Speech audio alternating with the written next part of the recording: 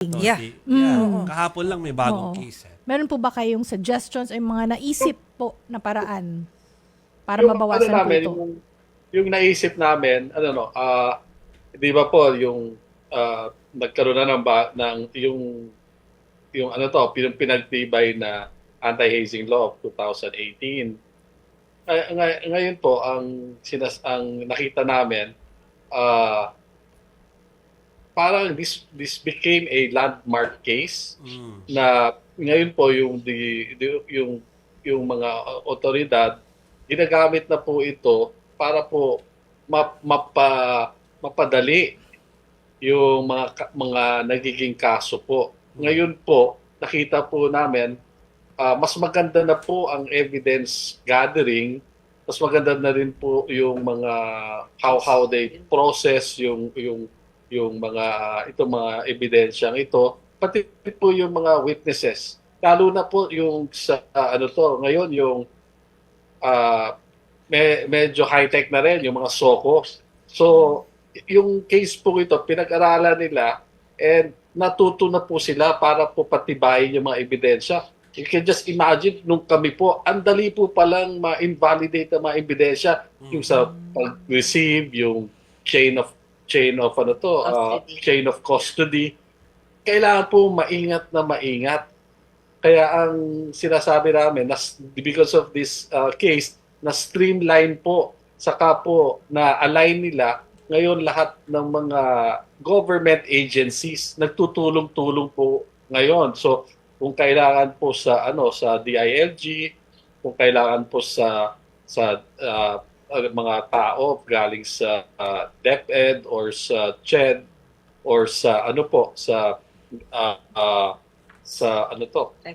cybercrime, nagtulong-tulong na po. Kaya po yung sinasabi namin, it took 7 years. Pero yung mga katulad po na yung meron pong na-report na kaso kahapon, and previous to that, there were 2 other cases pending na in court. Pero nakita po namin yung progress nitong mga kaso na na-file na ang na po ngayon, nakikita po namin talagang it's fast track, mas mabilis, mas madali po nila makukuha yung justice. Ano na lang po yung advice po ninyo dun sa mga magulang o kapamilya, dun sa mga biktima din po, moving forward? Well, ang ma-advise po namin sa kanila is make sure that tutok din sila. Make sure na they talk to the prosecutors. Alamin nila if they don't, kung kung hindi kami naiintindihan, talagang kinukulit ko yung fiscal na to explain it to me, or nagre-research kami, we based it, pwede mo naman i-google ngayon anything eh.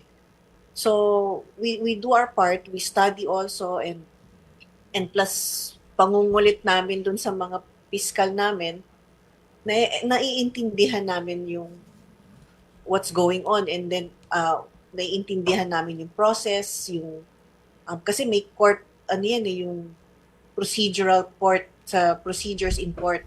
So yon ini-explain sa amin ng mabuti, and of course pag nakakapagbasa na kami, we try to learn, or self-learn kami na so this is what to expect, this is what we need to do, this is parang we want to be always a step ahead to prepare ourselves in case na may mga setbacks, may kailangan. So talagang we pick our brains out to talagang to challenge ourselves na para maging maayos yung case namin.